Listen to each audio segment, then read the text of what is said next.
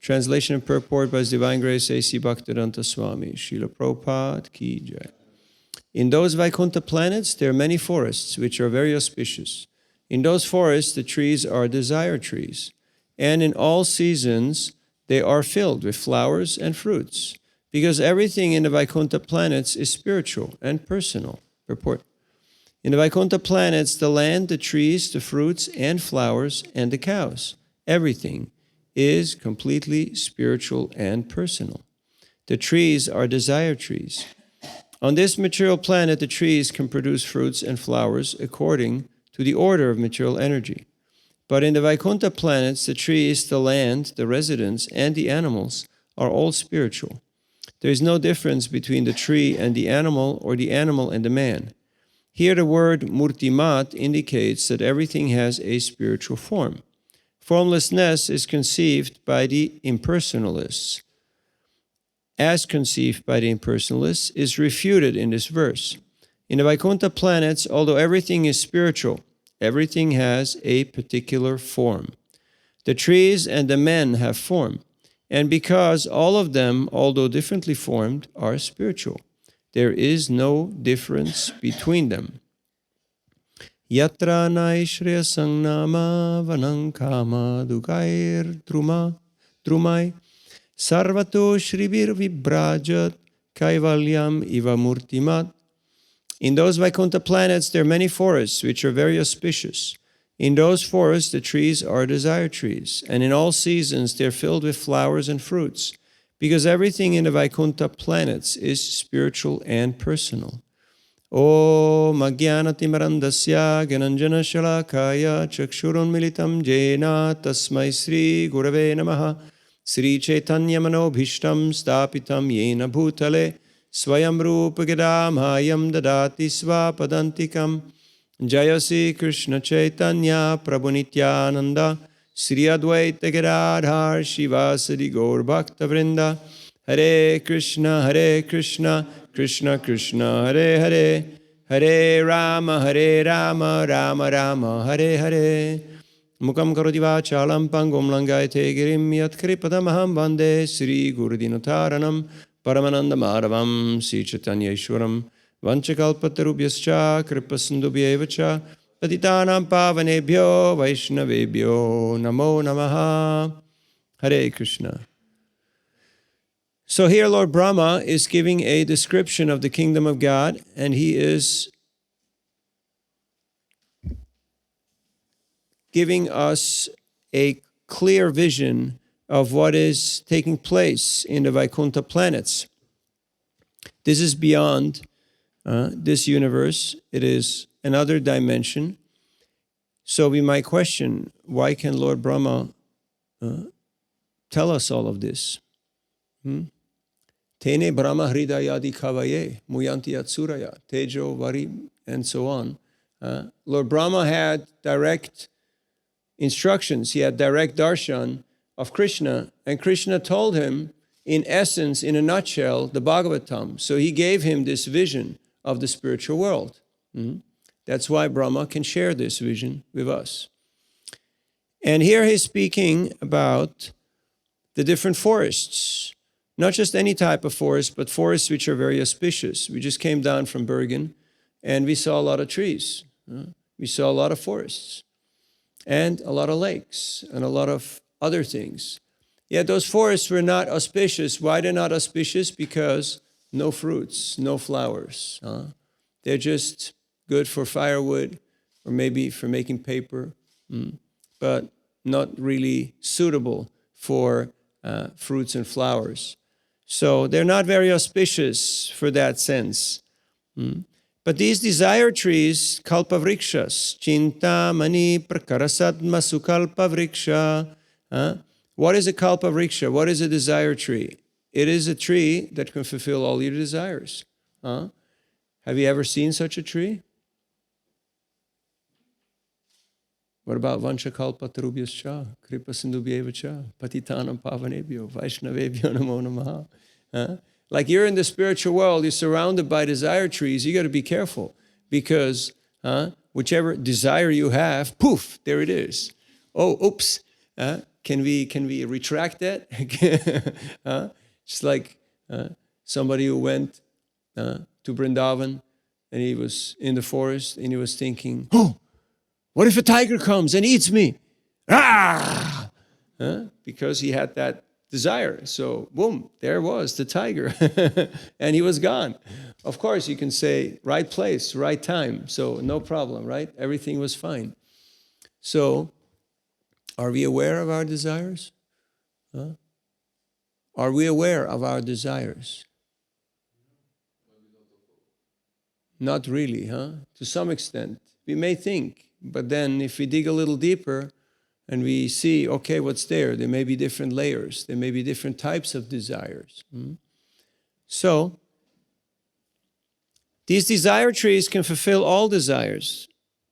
In this world, a tree can only give a certain type of fruit or flower, but in the spiritual world, that is not the case. You can go to a desire tree and you can get samosas or gulab jamuns, because it's a desire tree. It can give you whatever you want. Yet the devotees, they are simply looking how to serve Krishna, how to give pleasure to Krishna. So they're not abusing, they're not using these desire trees like, the magic wand or, a free-for-all, but they're engaging everything in Krishna's service following the Ishavasyan principle, which is, what is the Ishavasyan principle? Everything's owned by the Lord, everything's for the pleasure of the Lord, so thus, we'll only take our quota, we'll only take what we can engage in the service of the Lord. Just like here, we're in the Lord's temple, and it's a beautiful temple. Have you noticed how beautiful this temple is? It's amazing, especially if you come from the forest, It's like, wow, what happened here, And so, sarva kama dugamahi, this is a wish-fulfilling cow. It fulfills all your desires. But what are my desires? A residency card, a work permit, some power, some position, a monthly salary, some fame, some followers, some money. What are my desires? There's 4 different Chatur Vijabhajante Mam, Janak Sukriti Norjuna, Arto Jigyasur Gyanis Cha Bharatar Shaba. There are 4 kinds of pious people who approach the Lord. And they're pious. They're good people. Why? Because they approach the Lord. But their attitude is, okay, I'm in distress, okay, I need money, or I'm a little curious, or actually, I want some knowledge. So any reason why to approach the Lord is a good reason. Anything that gets you here is a good reason. And as we know, people come here for different types of reasons. It's good enough to come here, but why is it not good enough to stay here? Because as soon as our desire is fulfilled, we think, oh, okay, I've achieved. Just like nowadays, people think initiation is my goal. Have you heard of that one? I want to get initiated. I want to be part of the club. I want to get a cool name, and I want to be part of the in circle. But then what happens after initiation? Is there a life after initiation? All of a sudden, we don't see them anymore. All of a sudden, they're not really so interested anymore. Even if their own guru comes, they don't attend class. They're not really anxious to serve the deity or to engage in preaching. Why is that? Because initiation was the goal. And when you think you have achieved your goal, then what else is there to achieve? So, it's important to be aware of one's desires and to regularly update your desires. Are you updating your apps? Sridhar? Are you updating your apps? Usually, yes. Why? Because if you don't do that, stuff doesn't work so well, right? Things don't comply. They don't work so well anymore. Just like what worked for us as a small child didn't work so well as a teenager. What worked as a teenager didn't work so well as an adult. And what worked as an adult, now as a devotee or as a senior citizen, doesn't work so well anymore. Why? Because more is expected. So we have to update our desires. How do we do that? Sadhu Sangha Sarva Shastra Koi Lava Matra Sadhu Sangha Sarva Siddhi Hoy. We associate with the sadhus, the ones who are engaged in devotional service, in Sat. Satam Prasanga Mamavirya Samvido Bhavanti Rit Karana Rasayana Kata Chajoshanat Ashu Apavarga Vartmani Shraddha Ratir Bhaktir Anukramishati. When we engage in this process, this ninefold Nava Anga Bhakti, and we engage in association with devotees, have you noticed how it leaves an indelible impression on you? You think like, wow, how wonderful this person is worshiping the deity, or how dedicated this person is cooking, or who keeps this place running, or amazing, who wrote all these books, who distributes them. I think I can do a little better. I think I can do a little more for Krishna. Have you ever had those thoughts? Those are good thoughts. But if I'm just in my own little space, then I might think, hey, I'm doing pretty good, like I got it figured out.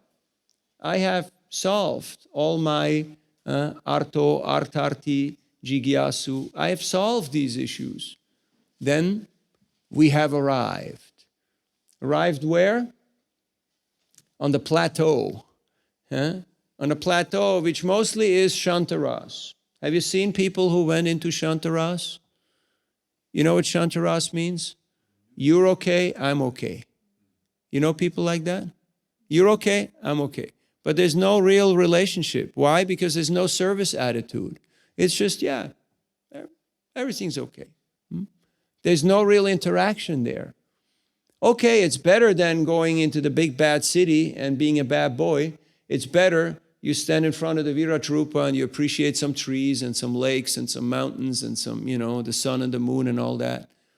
But a person who has a little bit of piety, a little bit of sukriti, which comes from sadhu sangha, from being around sadhus and from doing seva, is thinking, wow, okay, wonderful.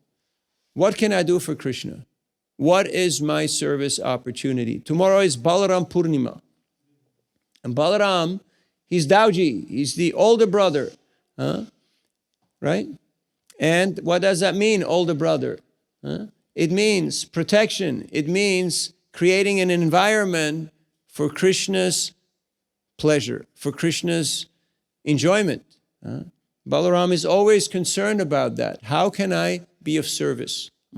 So sometimes he is protecting Krishna, sometimes he's instructing Krishna, sometimes he's fanning Krishna or giving him all sorts of comforts. In fact, everything that you see around the Lord is an expansion of Balaram. It's an expansion of his potency. The Lord's shoes, the Lord's Brahman thread, the Lord's asana, all these things. It's all the potency of Balaram. It's also the original spiritual master. Have you ever seen devotees who went into Shantaras with their guru? Yeah, he's okay, like he's there. He's in the picture. He's on the altar.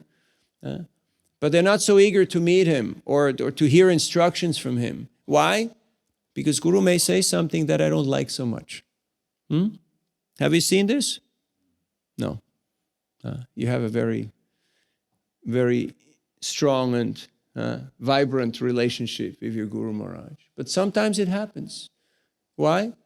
Because of too much material association, material desires. Then we think, oh, if I go to Gurudev will say things that I don't like or that I don't want to follow. So better not go, better avoid. And thus, again, one becomes afflicted with the material nature. So here we hear about the Vaikuntha planets, about the beautiful trees who are producing fruits and flowers, not according to the order of the material energy, but according to the internal potency, the Hladini Shakti. And for that reason, they're all personal. there is no such thing as impersonalism. Because everything is person. Everything comes from a person. Some people may think, yeah, well, I open the tap and water comes out. No, why does that water come out? Any idea? As a child who is ignorant, basically, not much better than a little animal, thinks, yeah, everything happens automatically, right? There's water, there's food, there's clothes, there's electricity. But no, this all comes from somewhere. Someone put it there. Someone endeavored. Somebody planned. So devotee is a person who can see that connection and who can appreciate all these gifts. And then when we know who has provided all these gifts, we want to use all these different things in the service of the Lord. So one time, the devotees were doing Harinam Sankirtan in Navadvip, all over Mayapur with Nimai Pandit, and they ended up, as usual, at the house of Srivas Thakur, because that's where they had their nocturnal kirtan. The Prem Sankirtan was taking place every night at the house of Srivas Thakur. But at that point, when they got to the house of Srivas Thakur, some devotee thought, it'd be really nice to have mango. Do you like mangoes? Yeah? I'm not talking about these green rocks, that they're selling in the supermarket here in Denmark. And then you leave them and then they rot, No, I'm talking about real mango, But it was not mango season. So what do? So they gave a mango seed to Lord Chaitanya, to Nimai Pandit, and he put it in the ground. And in front of all the devotees, a mango tree grew in the courtyard of Srivas Thakur. And beautiful, fragrant fruits started to appear. Countless of them, red, yellow, orange, green, all different colors and shades. And they picked 200 of them and washed them and offered them to the Lord. And then they had a mango feast. Mahaprasadi Govinde. That's when everybody wakes up, right? If you want to put people to sleep, what is the mantra? Om Namo Bhagavate Vasudevaya. So, and for over a year, every day after the Sankirtan, they went to that spot and they had a mango festival. And those mangoes, they were so wonderful that they had no skin and no seed, only pulp. And only one fruit would fill the belly of a grown-up man. You want to taste those mangoes? You got to go to El Salvador, Central America. Best mangoes on the planet.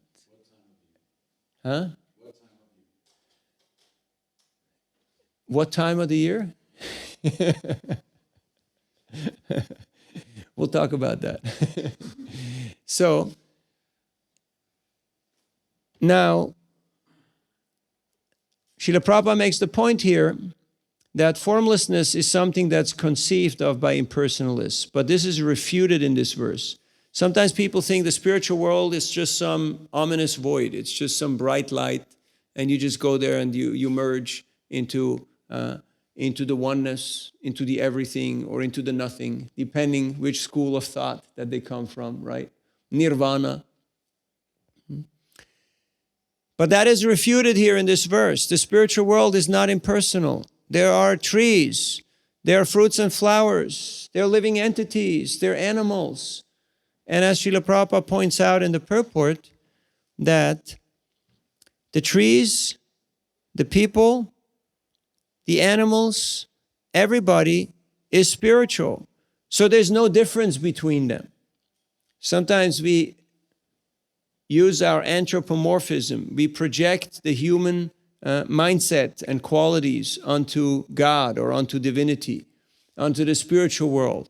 And we think like, okay, I have to be what do you want to be? Any idea? No? Anybody has realized their Siddha Deha? No Siddha Pranali before breakfast? they think, no, I have to be a gopi, or I have to be a this, or I have to be a that. Shukadeva Goswami, he was a parrot. Not just any parrot. He was a parrot in the kunjas. In the kunjas of Radha and Krishna and the gopis. Madhavendra Puri, he was a kalpavriksha, a desire tree. So, if you want to have your spiritual desires fulfilled, a good way how to do that is to approach the lotus feet of the pure devotees. Pavat vidha bhagavatas tirtha bhuta svayam vivo tirti kurvanti tirtani svantakstena gadabrita. Yudhisthira Maharaj has welcomed Vidura back to the palace. He went on a japa walk for 20 years. You ever went for a japa walk? Yeah? Not just to Wendler's and back, but, he went for 20 years on a japa walk. And then he came back for one talk for his older brother, Dhritarashtra. And the lights went on, like here, the lights are a little bright. Maybe we can put some different types of lights in there, because it's like in a stadium, you're like blinded. Everything is personal. We should not use too bright lights for the deities or, there's different ways how to do it. Just a detail. So, and Yudhisthira Maharaj, he glorified Vidura, and he said, saints like you are verily holy places personified. Normally people go to holy places, they want to take Ganga Snan, they want to, bathe in the holy lakes and rivers. But that takes a long time to become purified. Why does it take a long time to become purified? Because after the bath, after Snan, what do people do? They go back to whatever they were doing before. So it's considered to be a bathing of the elephant. Which means the elephant goes, he takes a nice bath, then he comes out of the water, and what does he do? Taking sand and dirt and putting it all over himself and rolling in the dirt like that. So same old. In a similar way, people go to church, mosque, and temple, and after that, back to the old ways. Back to the bar, back to the restaurant, back to the gambling place, etc. So, but when you associate with the holiest of holy places, the lotus feet of the pure devotee like Srila Prabhupada, what does it mean to associate with Srila Prabhupada? What does it mean to associate with the pure devotee? We may think sometimes that it means that I'm physically close to him. I have to sit close to the Murti, or I have to be, hanging out with my guru. Have you ever had that idea? Physical proximity does not mean association.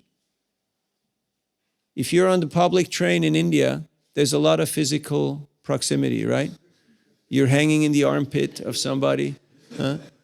You get the nice VIP seat or standing place right in front of the bathroom. And there's a lot of troop movement. There's a lot going on.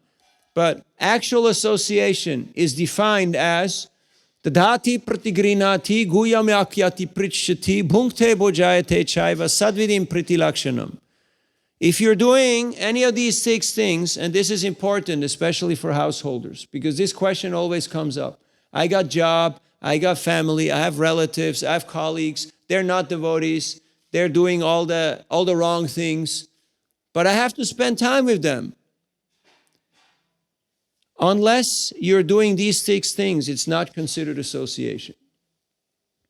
Unless you're doing dadati pratigrinati, giving gifts, receiving gifts, giving prasad, receiving prasad, or sharing your mind, or giving counsel confidentially. If you're not doing these 6 things, it's just transaction. You're just in the marketplace. You're just at the water well, fetching water. But of course, the tendency is always there. Okay, people are there, so let's talk. And what do they talk about? Gramya Katha, gossip, politics, sports, business, etc. Not Krishna Katha. So that's why it's important that we associate with the Vani, with the instructions of the pure devotees. And that means you read Srila Prabhupada's books, you study them, and you apply them in your lives. Do you have an active program for reading Prabhupada's books? Yes, yes. Hopefully. If not, message to self. Read Prabhupada's books every day. Because a day without reading is a day wasted. We're doing so many things just to keep moving, keep things going in this world. But are we really going anywhere? Are we really moving forward? Are we coming closer to our actual objective of conquering over the repetition of birth and death? Are we making progress on that path? Or are we just accumulating more things and more money? It's interesting. Yesterday I was reading, in Islam there's something called zakat. Have you heard of zakat? It's called religious donation. Every pious Muslim is supposed to give 2.5% annually of his property in charity. And there are 8 different benefactors that are suitable to give this charity to. One of them is the traveler, one of them is the mendicant, a poor person, a sick person, etc. So, and it says that, why did we come to this point? What did we speak about before? Yes. Yes, just accumulating more and more. And there it says, and this is from the Muslims, okay? They got a few things figured out. They're saying that if you don't do this, then whatever you're hoarding and accumulating, that will be your passage to hell. All your assets will actually be your toll fees to hell. So this is not a fundraiser. We're not, promoting here anything. We're just saying use your time, your energy, your resources wisely, consciously, because otherwise those very things may turn against you and be the cause of your downfall. And we have seen, like people over-collecting. What is the example that's given in the Bhagavatam? That bee that is collecting more and more and more and more and more and more and more to the point where can't get out of the house anymore. Too much stuff. Have you seen people like that? Yeah? You have, right? They got a double garage. No cars in there. Only stuff. The cars are parked on the road, right?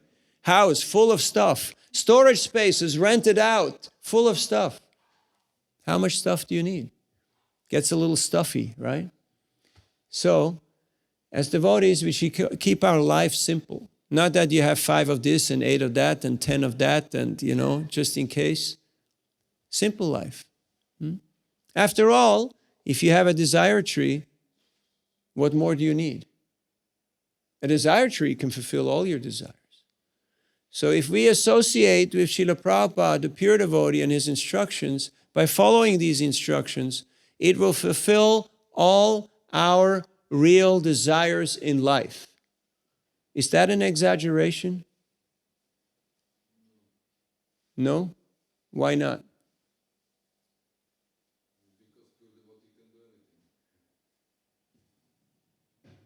But what if he doesn't give me what I want?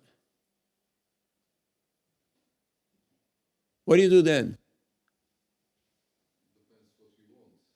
Well, sometimes you go to the pure devotee and you have a certain idea and you try to formulate it in a smart way to get what you want. Have you ever been in such a situation?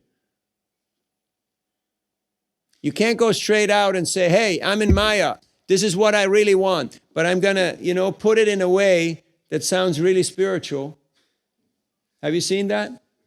Some people always asking their question, their same question, but in 1,000 different ways, trying to shop for their answer. Yes, Gurudev, he said, this is perfect. I'm doing the right thing. See you next year. And they'll ask the same question again. So,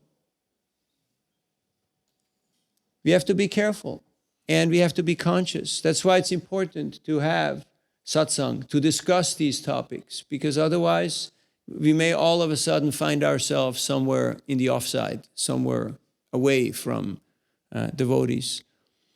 So here we see how the spiritual world is being described by Lord Brahma, and he's speaking about these beautiful desire trees who are giving fruits and flowers very selflessly at any time of the year, and how everything is personal.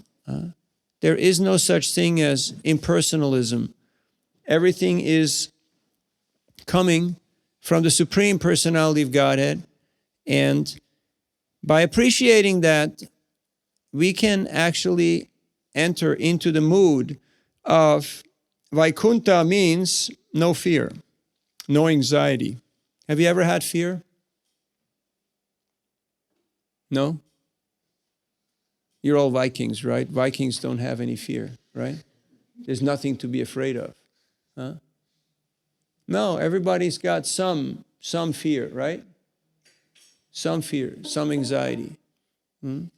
But when we actually enter into this mood of selfless service, there is no more fear. Jai Shishigonitai Ki Jai. Why is there no more fear? Because we understand Bhoktaram Yagatapasam Sarvaloka Maheshwaram Suridam Sarvabhutanam Gyatvamam Shanti. Om Shanti Shanti Shanti. Richati. Without peace, there is no happiness. Have you noticed? If you're not peaceful, there's no real happiness. If you're fearful, if you're in anxiety, there is no real happiness. How do you get fearless? By reading Bhagavad Gita, by understanding Krishna is the proprietor, he's the well-wishing friend, he's the benefactor and the beneficiary, the benefactor of all sacrifices and all austerities. Then we become peaceful. So that means taking ourselves out of the center and recognizing that Krishna is the center. Then we become peaceful. Have you noticed when you try to strive for sense gratification, how life becomes miserable? Anyone noticed? Exceedingly difficult, right?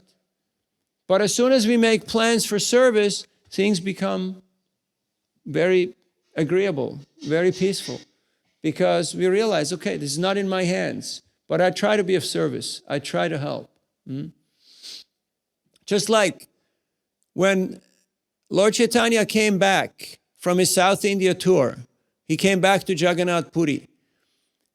Then he told the devotees that this Kala Krishna Das, I don't need him anymore, because he got into some bad association by some gypsies, patataris, and they captured him, and Lord Chaitanya went there and dragged him back. And it was almost an altercation, almost a fight there. So he said, I have no use for this person. He cannot be with me. So then, the next day, Nityananda, Swarup Damodar, Mukunda, and Jagadananda went to Lord Chaitanya, and they said, we need one person to go to Navadvip to tell your mother, Sachi, that you have returned from your big travel. Can we send somebody? And Lord Chaitanya said, yes, you can. Now, who did they send? Who did they send? Kala Krishnadas. The one who just had been rejected the day before by Lord Chaitanya. They sent him on this mission. Why? Because the devotees want everyone to be engaged in service. And they're very kind, they're very considerate. Vancha kalpa tarubhyascha. They knew the heart of Kala Krishnadas, that he was very, very sorry, remorseful, repentant, and feeling very depressed because Lord Chaitanya had rejected him. Because the Lord has to be strict in order to show, okay, this is wrong and this is the right way. So the devotees were more merciful than the Lord. Of course, His divine grace. Who is His divine grace? Sometimes people ask, right? How can this person be so proud to have such a pompous title? Huh? Whose divine grace is it? Whose grace is it?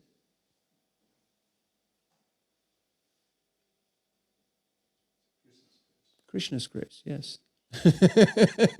Thank you. Also, His holiness, His grace. That's all Krishna's. That's all Krishna's. It's important to be aware of that. So we can see how the devotees are very kind and they're always making plans how we can engage the living entities, and including myself. I'm also a living entity. I'm also a jiva. How can we engage everybody in Krishna's service? And that is very pleasing to the Lord. That attracts the attention. That captures the mind of Krishna. That's why when, like Srila Prabhupada said, in Mayapur, Srimati Radharani, she's got this pose. What does that mean? Sridhar? This pose. What does it mean? This mudra. What does it mean? Radha Madhava? Anybody? What does it mean? What does this mudra stand for? Nritya. She's dancing. And whenever Srimati Radharani is dancing, Krishna cannot leave.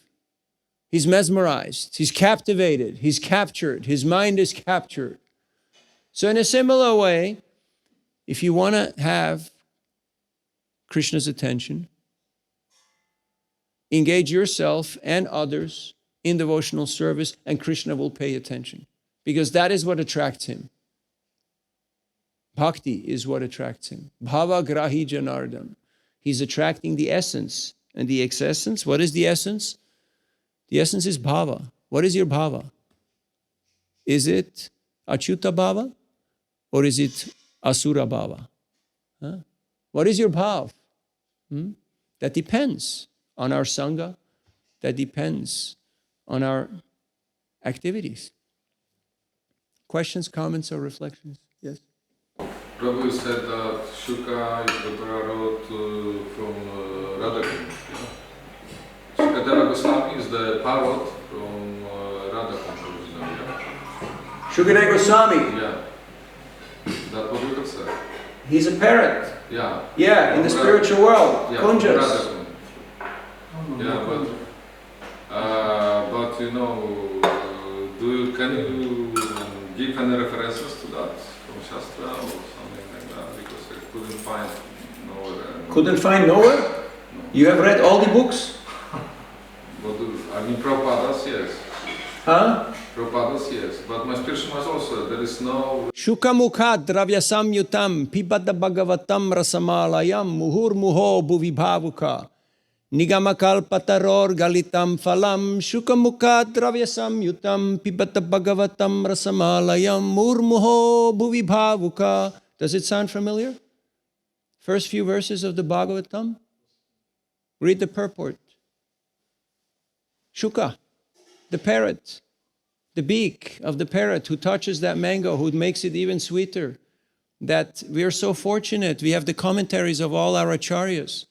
Sometimes people say, no, me and God, direct. Direct. Okay, if you're a Chataki bird, you want to go direct into the cloud, fine. But you also get the lightning and the thunder. Can you handle that? So we're very fortunate because we have Guru Parampara. We have all these great saints and sages and mahants who have given us their realization, their nectar, their ecstasy. And now we have the distilled essence. What is that? The distilled essence? Nectar, honey, amrit. Why? Who likes honey here? Maduram, maduram, maduram. Huh? Anybody? Honey? Good? Yeah, tomorrow. Varuni. Okay? Balaram. Huh? So why do you like honey? Do you like honey? What's your language? What's your language? Okay. So, why you like honey? Yeah, but so many things are sweet. Huh? What is the speciality of honey? Okay, fine. What else? Concentrate. Like you mean like the orange juice you buy at the supermarket from concentrate, reconstituted? No. It's the essence of all the flowers, all the fruits, all the vegetables, all the nectar combined. It's pretty nice, right? Huh? That's why it's actually medicine. Huh? It's a tonic. Rasayana. Always honey is there. Huh? Ayurvedic medicine, always with honey. So we have that because all the acharyas, they have collected the nectar from all the scriptures. Nana Shastra Vicharanaika Nipuno Sadharma Samstapako. As we heard this morning. Lokanam Hitakarino Tribhuvane Manya Sharanya Karo Vande Rupa Sanatana Raghuyago Sri Jiva Gopalako. Yet serving the devotees who are present will give us the adhikar, or the right kind of qualification, the right kind of attitude to actually access the teachings of the Guru Parampara. Because if we can't appreciate the devotees who are here, how can we actually appreciate our teachers and their teachings? Not very much, right? So, are you satisfied? Yeah, because no, it's not mine, because I heard from my Guru Maharaj that he said there is no really evidence in Shastra that Shuka is the parrot from Kunja. Okay, you can do some research. You can do some research on it. Sridhar, research department. Give him the pramana. Okay? It's right there in the beginning, first few verses of the Bhagavatam. I just started. No need to be confused. Other questions or comments? We got 3 minutes. Or we quit early. There's always different options. Yes. As time goes by, we see more and more books are written by different devotees.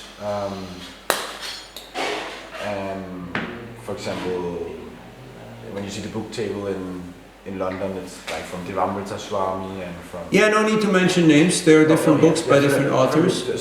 So is it okay to distribute these books if they are connected to the Guru Parampara, or should we focus only on distributing Srila Prabhupada's books? Well, there's unity in diversity. Srila Prabhupada gave us the formula. So there is a law that 80% should be Prabhupada's books, and then 20% can be others. But these books obviously have to be like a bridge books, to bring people to Prabhupada's books. So if that balance is being maintained, it's fine. But if some people say, I only distribute my book, my own book, or my guru's book, or whichever book is cheapest, or wherever I can make the most profit, then it's not really the right type of mindset. Sometimes people have this idea, if I just print something and then I don't have to pay the tax man, the BBT tax man, I can avoid that. I can be smarter. But what happens when you don't pay the Krishna tax? What happens? You're not really going far. You're not going to do much of impact. Why? Because you're not really understanding how things work. That everything comes from Krishna. And by doing yajna, we're actually not losing, we're actually gaining. So it's not this or that, but it's and. They're not mutually exclusive, but we have to know the right kind of balance. And that takes a little bit of education, and unfortunately that education is oftentimes missing, and thus people end up with indigestion. Just like in a meal, there has to be balance. If you only eat chili, does it work? For some it might, huh? But not for your normal person. There has to be balance. And that's the main topic of the Bhagavad Gita, yuktahara viharasya. So we have to be balanced. When we're extremists, when we're fanatics, then we get out of balance and things go a little topsy-turvy. So keep your balance. It's wonderful that there are so many authors and so many. Prabhupada wanted people to write. He wanted people to publish, and yet we have to understand what is our pramana. Srimad Bhagavatam, Purana Mamalam, Yad Vaishnavanam Priyam. We have to understand what is our foundation.